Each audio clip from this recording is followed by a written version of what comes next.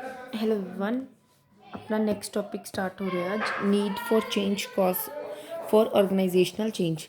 ਕਿਹੜੇ ਚੇਂਜਸ ਹੁੰਦੇ ਨੇ ਆਪਾਂ ਨੇ ਪੜ੍ਹਿਆ ਸੀ ਉੱਪਰ ਚੇਂਜਸ ਹੁੰਦੇ ਨੇ ਇੰਟਰਨਲ ਤੇ ਐਕਸਟਰਨਲ। ਇੰਟਰਨਲ ਇਨਵਾਇਰਨਮੈਂਟ ਦੇ ਵਿੱਚ ਕਿਹੜੇ ਚੇਂਜਸ ਹੁੰਦੇ ਨੇ, ਐਕਸਟਰਨਲ ਦੇ ਵਿੱਚ ਸਭ ਤੋਂ ਪਹਿਲਾਂ ਇੰਪੋਰਟੈਂਟ ਫੈਕਟਰਸ ਕਿਹੜੇ ਹੁੰਦੇ ਨੇ, ਐਕਸਟਰਨਲ ਫੋਰਸਿਸ। ਐਕਸਟਰਨਲ ਫੋਰਸਿਸ ਨੂੰ ਆਪਾਂ ਰੀਡ ਆਊਟ ਕਰਦੇ ਹਾਂ। External environment effects the organisation both directly and indirectly. The organization do not have any control over these variables in such an environment. Accordingly, the organization cannot change the environment but must change themselves to align with the environment. ठीक है। Organisation ਨੂੰ external environment directly ਤੇ indirectly effect ਕਰਦਾ ਹੈ। Organisation ਦਾ ਕੋਈ control ਨਹੀਂ ਹੁੰਦਾ ਇਹਨਾਂ ਵੇਰੀਏਬਲਸ ਦੇ ਉੱਤੇ। ਆਰਗੇਨਾਈਜੇਸ਼ਨ ਨੂੰ ਇਹਨਾਂ ਨੂੰ ਕੰਟਰੋਲ ਨਹੀਂ ਕਰ ਸਕਦੀ ਬਟ ਖੁਦ ਨੂੰ ਆਪਣੇ ਆਪ ਤੇ ਅਲਾਈਨ ਕਰ ਸਕਦੀ ਹੈ। फर्स्ट फैक्टर है technology. Technology is the major external force which call for a change. The adoption of new technologies such as computers, telecommunication system, and flexible manufacturing operations have a profound impact on the organization that adopt them. ठीक है, इतने अपन government और मतलब organisation को adopt करना ही पएगी अगर जो भी ये चेंजेस टेक्नोलॉजिकल चेंजेस आते हैं इन्वायरमेंट के ਵਿੱਚ। The substitution of a computer control for direct supervision is resulting in a wider span of control for managers and flatter organization. Sophisticated information technology is also making organization more responsive. Both the organization and their employees will have to become more adaptable. Many jobs will be reshaped. Individuals who do routine, specialized in narrow jobs will be replaced by workers who can perform multiple things and actively participate in decision making. ਹੁਣ ਕੀ ਹੁੰਦਾ ਦੇਖੋ, the substitution of computer control for direct supervision is resulting in wider spans of control for manager and flatter organisation. ਜੋ ਵੀ ਆਪਾਂ ਕਿ ਤੁਹਾਨੂੰ adapt ਕਰਨਾ ਹੀ ਪਏਗਾ। ਜੋ ਵੀ ਤੁਹਾਨੂੰ ਕੰਪਿਊਟਰ ਦਾ ਕੰਟਰੋਲ ਹੈ, ਪਹਿਲਾਂ ਆਪਾਂ ਕਰਦੇ ਸੀ, ਹੁਣ ਸਾਰਾ ਕੁਝ ਜਦ ਕੰਪਿਊਟਰ ਸਿਸਟਮ ਕਰਨ ਲੱਗ ਗਿਆ ਤਾਂ ਉਸ ਅਕੋਰਡਿੰਗ ਤੁਹਾਨੂੰ ਆਪਣੇ ਆਪ ਨੂੰ ਐਡਜਸਟ ਕਰਨਾ ਹੀ ਪਏਗਾ। ਵੈਦਰ ਇੰਪਲਾਈਜ਼, ਠੀਕ ਹੈ, whether the organisation, they have to adapt the new situations. Many jobs ਜਿਹੜੀਆਂ ਹੁੰਦੀਆਂ ਰੀਸ਼ੇਪਡ ਕੀਤੀਆਂ ਜਾਂਦੀਆਂ ਨੇ। ਜੋ ਇੰਡੀਵਿਜੂਅਲਸ ਡੇਲੀ ਆਪਣਾ ਕੰਮ ਕਰਦੇ ਹੈ, ਕੁਝ ਸਪੈਸ਼ਲਾਈਜ਼ ਕੁਝ ਨੈਰੋ ਜੋਬਸ ਪਰਫੋਰਮ ਕਰਦੇ ਹੈ, ਹੁਣ ਉਹਨਾਂ ਨੂੰ ਆਪਾਂ ਮਤਲਬ ਰਿਪਲੇਸ ਕਰਦੇ ਹਾਂ ਜੋ ਪਰਸਨਸ ਪਰਫੋਰਮ ਕਰਦੇ ਨੇ ਮਲਟੀਪਲ ਥਿੰਗਸ, ਐਕਟਿਵਲੀ ਪਾਰਟਿਸਿਪੇਟ ਕਰਦੇ ਹਨ ਡਿਸੀਜ਼ਨ ਮੇਕਿੰਗ ਦੇ ਵਿੱਚ। Management will have to increase their investment in training and education of the employee because employee skills are becoming obsolete more quickly. मतलब कि ਹੁੰਦਾ ਹੁਣ ਮੈਨੇਜਮੈਂਟਸ ਨੂੰ ਉਹਨਾਂ ਨੂੰ ਟ੍ਰੇਨਿੰਗ ਦੇਣੀ ਸਟਾਰਟ ਕਰਨੀ ਚਾਹੀਦੀ ਹੈ, ਉਹਨਾਂ ਦੀ ਐਜੂਕੇਸ਼ਨ ਦੇਣੀ ਉਹਨਾਂ ਨੂੰ ਸਟਾਰਟ ਕਰਨੀ ਚਾਹੀਦੀਆਂ ਨੇ ਕਿਉਂਕਿ ਬਹੁਤ ਜਲਦੀ ਇਹਨਾਂ ਦੀ ਸਕਿੱਲਸ ਨੇ ਖਰਾਬ ਹੋ ਚੁੱਕੀਆਂ ਹੁੰਦੀਆਂ ਨੇ ਤੇ ਆਪਾਂ ਇਹਨਾਂ ਨੂੰ ਜਲਦੀ ਰਿਕਵਰੀ ਕਰਨ ਲਈ ਆਪਾਂ ਨੂੰ ਦੇਖਣਾ ਪੈਂਦਾ ਹੈ। Japanese firm have progressed rapidly because they are very fast in adopting new technology innovation. Japanese companies ਕਿਉਂ ਇੰਨੀਆਂ ਜ਼ਿਆਦਾ ਮਤਲਬ ਸਕਸੈਸਫੁਲ ਨੇ ਕਿਉਂਕਿ ਇਹ ਬਹੁਤ ਜਲਦੀ ਆਪਣੇ ਆਪ ਨੂੰ ਅਡੈਪਟ ਕਰ ਲੈਂਦੀਆਂ ਨੇ ਨਿਊ ਟੈਕਨੋਲੋਜੀ ਨੂੰ। Marketing conditions are no more static. ਹੁਣ ਮਾਰਕੀਟ ਕੰਡੀਸ਼ਨਸ ਇੱਕ ਸਟੇਬਲ ਨਹੀਂ ਹੈਗੀ। They are in the process of rapid change as the needs and desire and expectation of the customer changing rapidly and frequently. ਕਿਉਂਕਿ ਹੁਣ ਆਪਣਾ foreign competition ਹੋਣ ਦੇ ਕਾਰਨ ਆਪਣੀਆਂ ਨੀਡਸ, ਆਪਣੀਆਂ ਵਾਂਟਸ, ਆਪਣੇ ਡਿਜ਼ਾਇਰਸ ਹੈ ਨਾ ਸੇਮ ਨਹੀਂ ਰਹਿੰਦੀਆਂ, ਇਹ ਚੇਂਜ ਹੁੰਦੀਆਂ ਹੀ ਰਹਿੰਦੀਆਂ, ਫਲਕਚੁਏਟ ਹੁੰਦੀਆਂ ਰਹਿੰਦੀਆਂ। Moreover, there is a tough competition in the market as the market is flooded with the new product and innovations every day. Every day ਤੁਹਾਨੂੰ ਇੱਕ ਨਿਊ ਪ੍ਰੋਡਕਟ ਲਾਂਚ ਕੀਤਾ ਮਿਲਦਾ ਹੈ। ਕੁਛ ਵੀ ਚੇਂਜਸ, ਚਾਹੇ ਮਾਈਨਰ ਚੇਂਜਸ ਚਾਹੇ major changes, but every day ਇੱਕ ਪ੍ਰੋਡਕਟ ਦੇ ਵਿੱਚ ਨਿਊ ਚੇਂਜਸ ਆਉਂਦੇ ਆ। New method of advertising are use to influence the customers. Every advertisement ਲਈ ਨਿਊ ਐਡਵਰਟੀਜ਼ਮੈਂਟ ਆਪਾਂ ਲਾਂਚ ਕਰਦੇ ਹਾਂ। ਅਗਰ ਸਪੋਜ਼ ਸੈਮਸੰਗ ਦੀ ਜੇ ਸੀਰੀਜ਼ ਹੈ, ਜੇ ਸੀਰੀਜ਼ ਦੇ ਐਵਰੀ ਮਾਡਲ ਲਈ ਆਪਾਂ ਡਿਫਰੈਂਟ ਐਡਵਰਟੀਜ਼ਮੈਂਟ ਪਲਾਟ ਕਰਾਂਗੇ ਕਸਟਮਰ ਲਈ ਕਿ ਆਪਾਂ ਇਨਫਲੂਐਂਸ ਕਰੀਏ ਆਪਣੇ ਕਸਟਮਰਸ ਨੂੰ maximum to maximum. Today, the concept of consumerism has gained considerably importance and thus the consumers are treated as the kings. ਹੁਣ ਅੱਜ ਕੱਲ੍ਹ ਕੰਜ਼ਿਊਮਰਿਜ਼ਮ ਦਾ ਕੰਸੈਪਟ ਕਿ consumer is the king, consumer ਹੀ ਮਤਲਬ ਸਭ ਕੁਛ ਹੈ, ਉਸਦੇ ਅਕੋਰਡਿੰਗ ਹੀ ਪ੍ਰੋਡਕਟ ਬਣਦਾ, ਉਸਦੇ ਅਕੋਰਡਿੰਗ ਹੀ ਸੇਲ ਹੁੰਦੀ ਹੈ। ਠੀਕ ਹੈ, ਇਹੀ ਕਨਸੈਪਟ ਅੱਜ ਕੱਲ੍ਹ ਮਾਰਕੀਟ ਦੇ ਵਿੱਚ ਬਹੁਤ ਜ਼ਿਆਦਾ ਚੱਲ ਰਿਹਾ ਹੈ। Moreover, the competition today has some significant new twist. Most markets will soon be international because of decreasing transportation and communication cost and the increasing export orientation of a। ਹੁਣ ਇਹਦੇ ਵਿੱਚ ਕੀ ਹੁੰਦਾ ਜਿਹੜੇ ਮਾਰਕੀਟਸ ਹੁੰਦੀਆਂ ਨੇ ਅੱਜ ਕੱਲ੍ਹ ਟਰਾਂਸਪੋਰਟੇਸ਼ਨ ਅਤੇ ਕਮਿਊਨੀਕੇਸ਼ਨ ਕੋਸਟ ਇੰਨੀ ਡਿਕਰੀਜ਼ ਹੋ ਚੁੱਕੀ ਹੈ ਅਤੇ ਐਕਸਪੋਰਟ ਆਪਣੇ ਆਪ ਨੂੰ ਬਿਜ਼ਨਸ ਨੂੰ ਐਕਸਪੋਰਟ ਕਰਦੀਆਂ ਨੇ ਤਾਂ ਗਲੋਬਲ ਇਕੋਨਮੀ ਵੀ ਆਪਣੇ ਮਤਲਬ ਜਦੋਂ ਆਪਾਂ ਨੂੰ ਕੰਪੀਟੀਸ਼ਨ ਹੈ, ਆਪਾਂ ਨੂੰ ਬਾਹਰੋਂ ਇੰਟਰਨੈਸ਼ਨਲੀ ਕੰਪੀਟੀਸ਼ਨ ਵੀ ਫੇਸ ਕਰਨ ਨੂੰ ਮਿਲਦਾ ਹੈ। ਸਕਸੈਸਫੁਲ ਆਰਗੇਨਾਈਜੇਸ਼ਨ ਉਹੀ ਹੋ ਸਕਦੀ ਹੈ ਜੋ ਆਪਣੇ ਆਪ ਨੂੰ ਚੇਂਜ ਕਰੇ according to the competition. Organisation that are not ready for these new sources of the competition in the next decade may not exist in the year 2010। ਇਹ ਬਹੁਤ ਬੁੱਕ ਪੁਰਾਣੀ ਹੈ, ਤਾਂ ਮਤਲਬ ਐਗਜ਼ਿਸਟ ਨਹੀਂ ਕਰ ਪਾਏਗੀ ਉਹ। Social changes. Social and cultural environment also suggests some changes that the organization have to adjust for। ਤਾਂ ਸੋਸ਼ਲ ਅਤੇ ਆਪਣੇ ਕਲਚਰਲ ਕੁਝ ਚੇਂਜਸ ਵੀ ਹੁੰਦੇ ਨੇ ਜਿਹੜੀ ਆਪਾਂ ਨੂੰ ਇਹ ਸੁਜੈਸ਼ਨ ਦਿੰਦੇ ਨੇ ਕਿ ਤੁਹਾਨੂੰ ਚੇਂਜ ਕਰਨਾ ਪਏਗਾ। ਠੀਕ ਹੈ, there are a lot of social changes due to spread of education knowledge and a lot of government efforts. ਹੁਣ ਅੱਜ ਕੱਲ੍ਹ ਹਰ ਕੋਈ ਐਜੂਕੇਟਿਡ ਹੈ, ਹਰ ਕਿਸੇ ਨੂੰ ਨੌਲੇਜ ਹੈ। ਠੀਕ ਹੈ, ਗਵਰਨਮੈਂਟ ਬਹੁਤ ਜ਼ਿਆਦਾ ਐਫਰਟਸ ਲਗਾ ਰਹੀ ਹੈ ਗਰੀਬ ਲੋਕਾਂ ਨੂੰ ਪੜ੍ਹਾਉਣ ਲਈ। ਤਾਂ ਕੀ ਹੈ, ਅੱਜ ਕੱਲ੍ਹ ਹਰ ਕੋਈ ਚੇਂਜ ਸਭ ਨੂੰ ਅੱਛਾ ਲੱਗਦਾ ਹੈ। Social equality example equal opportunities to women. ਹੁਣ ਮਤਲਬ there is no difference between a man and a woman, they both are treated as a equal pay for equal work. ਜੋ ਜਿੰਨਾ ਕੰਮ ਕਰਦਾ ਉਹਨੂੰ ਓਨਾ ਹੀ ਪੈਸਾ ਮਿਲੇ। ਇਹ ਨਹੀਂ ਹੈਗਾ ਕਿ ਬਾਇਸ ਟਰਮ ਦੇ ਵਿੱਚ ਪੈਸਾ ਮਿਲੇ। ਬਾਇਸ ਮਤਲਬ ਪਾਰਸ਼ੀਅਲ ਹੋਣਾ। ਠੀਕ ਹੈ, has posed new challenge for the management ਲਈ ਇਹ ਵੀ ਨਿਊ ਚੈਲੰਜਸ ਲੈ ਕੇ ਆ ਰਹੇ ਹੈ, ਕਿਉਂਕਿ they have to promote the women empowerment to promote their product। The management has to follow certain social norms in shaping its employment marketing and other policies। management ਨੂੰ ਸਭ social norms ਦੇਖਣੇ ਪੈਂਦੇ ਨੇ ਕਿ ਉਹ ਆਪਣੀ employment marketing ਤੇ other policies ਨੂੰ ਕਿਵੇਂ maintain ਕਰ ਰਿਹਾ ਹੈ। Political forces. Political environment within and outside the country has an important effect on business, especially the transnational corporations। Political environment चाहे अपने within the country है चाहे outside the country है, दोनों ही impact पाते हैं अपने business के ऊते।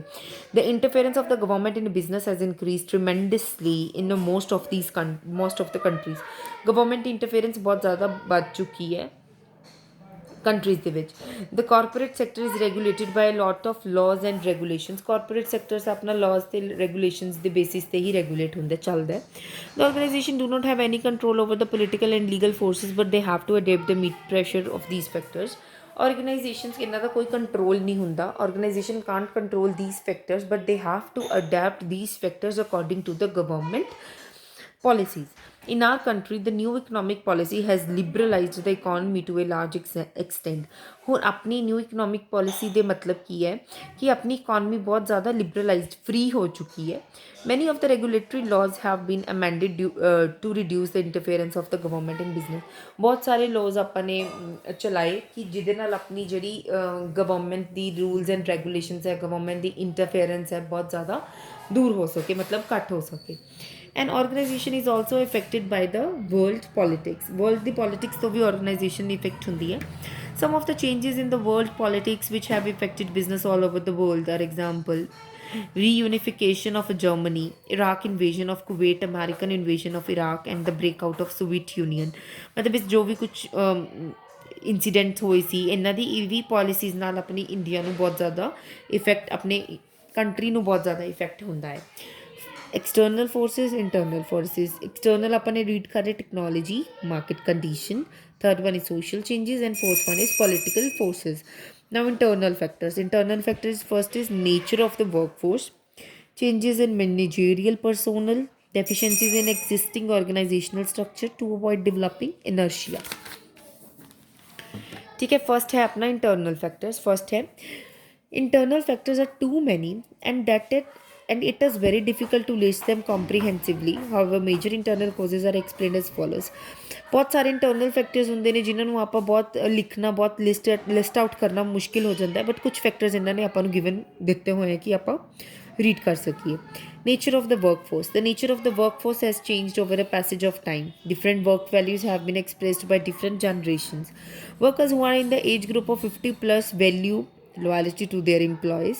workers in their mid 30s to mid 40s are loyal to themselves only। the youngest generation of worker is loyal to their careers। ਹੁਣ nature of workforce change ਹੁੰਦੀ ਰਹਿੰਦੀ ਹੈ ਪੈਸੇਜ ਆਫ ਟਾਈਮ ਲਈ। Different generation ਲਈ different work ਦੀਆਂ ਆਪਣੀਆਂ ਆਪਣੀਆਂ values ਹੁੰਦੀਆਂ ਨੇ। ਜੋ ਵਰਕਰ ਏਜ 50 ਪਲੱਸ ਹੁੰਦੇ ਨੇ ਉਹ ਲੋਇਲ ਹੁੰਦੇ ਨੇ ਆਪਣੇ ਛੋਟੇ ਵਰਕਰਸ ਨਾਲ, ਆਪਣੇ ਇੰਪਲੋਇਰਸ ਨਾਲ। ਠੀਕ ਹੈ, ਵਰਕਰਸ ਜਿਹੜੇ 30s ਅਤੇ ਮਿਡ 40s ਦੇ ਵਿੱਚ ਐਗਜ਼ਿਸਟ ਕਰਦੇ ਨੇ ਉਹ ਖੁਦ ਲਈ ਲੋਇਲ ਹੁੰਦੇ ਨੇ। ਜਿਹੜੀ ਆਪਣੀ ਯੰਗੈਸਟ ਜਨਰੇਸ਼ਨ ਹੋਗੀ ਉਹ loyal to their only to their careers. The profile of the workforce is also changing fast. The 1990s has been described as a decade where organization will have to learn to manage diversity. The new generation of a worker have a better educational qualification. They place greater emphasis on human values and question authority of managers. ਮਤਲਬ ਇਹਨਾਂ ਦਾ ਪਹਿਲਾਂ ਕੀ ਹੁੰਦਾ ਸੀਗਾ ਕਿ 1990s ਦੇ ਵਿੱਚ ਕੀ ਹੁੰਦਾ ਸੀਗਾ ਕਿ ਜਸਟ ਉਹਨਾਂ ਨੂੰ ਮੈਨੇਜ ਕਰਨਾ ਡਿਵਰਸਿਟੀ ਮਤਲਬ ਬਸ ਉਹਨਾਂ ਨੂੰ ਸਿੰਪਲ ਮੈਨੇਜ ਕਰਨਾ ਆਉਣਾ ਚਾਹੀਦਾ ਹੈ। ਨਿਊ ਜਨਰੇਸ਼ਨ ਦੇ ਵਿੱਚ ਬੈਟਰ ਐਜੂਕੇਸ਼ਨ ਕੁਆਲੀਫਿਕੇਸ਼ਨਸ ਨੇ, ਠੀਕ ਹੈ, ਬੈਟਰ ਉਹਨਾਂ ਨੂੰ ਹਿਊਮਨ ਵੈਲਿਊਜ਼ ਉਹਨਾਂ ਨੂੰ ਟੀਚ ਕਰਵਾਈਆਂ ਜਾਂਦੀਆਂ ਨੇ ਅਤੇ ਠੀਕ ਹੈ ਅਥੋਰਿਟੀ ਆਫ ਮੈਨੇਜਰਸ ਬਾਰੇ ਉਹਨਾਂ ਨੂੰ ਕੁਆਲੀਫਿਕੇਸ਼ਨ ਦਿੱਤੀ ਜਾਂਦੀ ਹੈ ਕਿ ਮੈਨੇਜਰਸ ਨੂੰ ਕੀ ਅਥੋਰਿਟੀਜ਼ ਹੈ, ਕੀ ਉਹਨਾਂ ਦੇ ਕੋਲ ਰਿਸਪੋਂਸੀਬਿਲਿਟੀਜ਼ ਹੈ। Their behavior has also became very complex and leading them to what organization goes is a challenge for the manager। ਉਹਨਾਂ ਦਾ ਬਿਹੇਵੀਅਰ ਵੀ ਬਹੁਤ ਜ਼ਿਆਦਾ ਚੇਂਜ ਹੁੰਦਾ ਹੈ ਅੱਗੇ ਪਾਸਿੰਗ ਟਾਈਮ ਦੇ ਵਿੱਚ ਅਤੇ ਫਿਰ ਉਹ ਲਰਨ ਕਰਦੇ ਨੇ ਕਿ ਕਿੱਦਾਂ ਤੁਸੀਂ ਐਜ਼ ਅ ਮੈਨੇਜਰ ਚੈਲੰਜ ਕਰਨਾ ਹੈ ਔਰਗਨਾਈਜੇਸ਼ਨਲ ਗੋਲਸ ਦੇ ਟੂਵਰਡਸ ਆਪਣਾ ਇੱਕ ਮਤਲਬ ਗੋਲ ਨੂੰ ਅਚੀਵ ਕਰਨ ਲਈ ਕਿੰਨੇ ਡਿਫਰੈਂਟ ਚੈਲੰਜਿਸ ਨੂੰ ਤੁਹਾਨੂੰ ਫੇਸ ਕਰਨਾ ਪੈਂਦਾ ਹੈ। The employee turnover is also very high which again put strain on the management. Employee turnover ਆਪਣੀ ਬਹੁਤ ਜ਼ਿਆਦਾ ਇੰਪਲੋਏ ਦੀ ਸੈਲਰੀ ਹਾਈ ਹੁੰਦੀ ਹੈ ਕਿ ਜੋ ਆਪਣਾ ਮੈਨੇਜਮੈਂਟ ਦੇ ਉੱਤੇ ਸਟ੍ਰੈਸ ਵੀ ਬਹੁਤ ਜ਼ਿਆਦਾ ਲੈ ਕੇ ਆਉਂਦੀ ਹੈ। The workforce is changing with the rapid increase in the percentage of women employees which in turns more dual career couples. ਮਤਲਬ ਹੁਣ ਇੰਨੀ ਵਰਕਫੋਰਸ ਚੇਂਜ ਹੁੰਦੀ ਰਹਿੰਦੀ ਹੈ ਕਿ ਵੂਮਨ ਇੰਪਲੋਇਜ਼ ਵੀ ਆਪਾਂ ਸਟਾਰਟ ਕਰ ਦਿੱਤੇ ਹੈ ਇੰਪॉइंट करने, ठीक है। Organizations have to modify transfer and promotion policies as well as make child career and elder care available in order to respond to the needs of the two career couple। ਮਤਲਬ ਉਹਨਾਂ ਨੂੰ ਕੀ ਹੁੰਦਾ, ਉਹਨਾਂ ਦੇ ਚਾਈਲਡ ਦਾ behaviour, ਉਹਨਾਂ ਦਾ promotion, ਉਹਨਾਂ ਦਾ transfer, ਉਹਨਾਂ ਨੂੰ ਸਭ ਦੇਖਣਾ ਪੈਂਦਾ ਕਿ ਕਿੱਦਾਂ ਉਹਨਾਂ ਦੀ ਨੀਡਸ ਨੂੰ ਸੈਟਿਸਫਾਈ ਕੀਤਾ ਜਾਵੇ। Change in managerial personnel. Change in managerial personnel is another force which brings about change in organization। Old managers are replaced by new managers which is necessitated because of ਹੁਣ ਆਪਾਂ ਨੂੰ old manager replace ਕਰਨੇ ਪੈਂਦੇ new manager ਦੇ ਨਾਲ ਜੋ ਬਹੁਤ ਜ਼ਰੂਰੀ ਹੈ ਕਿਉਂ ਪ੍ਰਮੋਸ਼ਨ ਕਰਨਾ ਪੈਂਦਾ, retirement, transfer or dismissal. Each manager brings his own ideas. ਹਰ ਮੈਨੇਜਰ ਆਪਣਾ ਹੀ ਵੇ ਆਫ ਵਰਕਿੰਗ ਲੈ ਕੇ ਆਉਂਦਾ ਔਰਗਨਾਈਜੇਸ਼ਨ ਦੇ ਵਿੱਚ। The informal relation change because of changes in. ਹੁਣ ਇਨਫੋਰਮਲ ਰਿਲੇਸ਼ਨ ਪਹਿਲਾਂ ਆਪਣਾ ਕਿਸ ਬੰਦੇ ਨਾਲ ਕਿਵੇਂ ਦਾ ਰਿਲੇਸ਼ਨ ਹੁੰਦਾ, ਹੁਣ ਕੋਈ ਆਪਾਂ ਅਡੈਪਟ ਕਰ ਪਾਏਗਾ ਨਹੀਂ ਕਰ ਪਾਏਗਾ, ਠੀਕ ਹੈ, ਕਿਉਂਕਿ ਪਰਸੋਨਲ ਚੇਂਜ ਹੁੰਦਾ ਰਹਿੰਦਾ ਹੈ ਤਾਂ ਇਨਫੋਰਮਲ ਰਿਲੇਸ਼ਨਸ਼ਿਪ ਵੀ ਚੇਂਜ ਹੁੰਦਾ ਰਹਿੰਦਾ ਹੈ। Sometimes even though there is no change in personnel but their attitudes change. ਕਈ ਵਾਰ ਕੀ ਹੁੰਦਾ ਪਰਸੋਨਲ ਦੇ ਵਿੱਚ ਚੇਂਜ ਨਹੀਂ ਆਉਂਦਾ, ਪਰਸਨ ਨਹੀਂ ਚੇਂਜ ਹੁੰਦਾ ਬਟ ਉਹਨਾਂ ਦਾ ਐਟੀਟਿਊਡ ਚੇਂਜ ਹੋ ਜਾਂਦਾ ਟੂਵਰਡ ਦ ਆਰਗਨਾਈਜੇਸ਼ਨ। ਤਾਂ the organisation has to change accordingly. ਉਸ ਅਕੋਰਡਿੰਗ ਆਰਗਨਾਈਜੇਸ਼ਨ ਨੂੰ ਚੇਂਜ ਹੋਣਾ ਪੈਂਦਾ ਹੈ। Changes in the organisation are more fast when top executive change. ਜਦ ਟੌਪ ਐਗਜ਼ੀਕਿਊਟਿਵ ਚੇਂਜ ਹੁੰਦੀ ਹੈ ਤਾਂ ਚੇਂਜਸ ਬਹੁਤ ਫਾਸਟਲੀ ਆਉਂਦੇ ਆ। Change in top executive will lead to important change in the organisation in term of organisation design, allocation of work to individual, delegation of authority, installation of control, planning। क्योंकि top executive ने सब कुछ करना था, अगर वही change होगी तो सब वर्क ही चेंज हो जाएगा।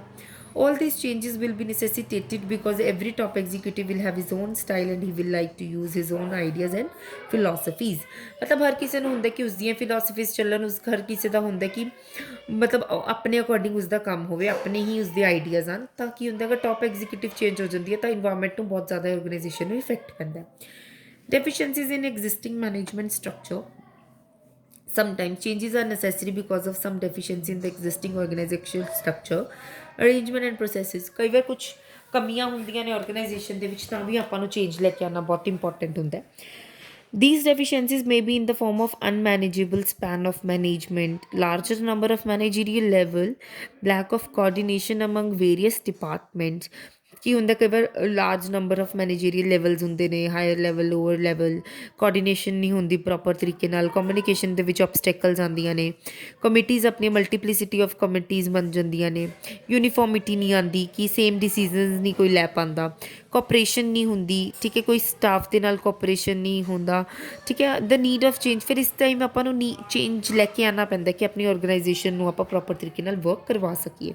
To avoid developing inertia. In many cases, organizational changes take place just to avoid developing inertia or inflexibility। Conscious manager take into account this view that organization should be dynamic because any single method is not the best tool। मतलब उसਨੂੰ change करते रहना चाहिए क्योंकि एक single method ਤੁਹਾਡਾ best tool ਨਹੀਂ ਹੋ ਸਕਦਾ every time. Thus, changes are incorporated so that the personal develop liking for change. There is no unnecessary resistance when major changes in the organization are brought about. Next class तो ਆਪਾਂ types of change start करते हैं. Thank you.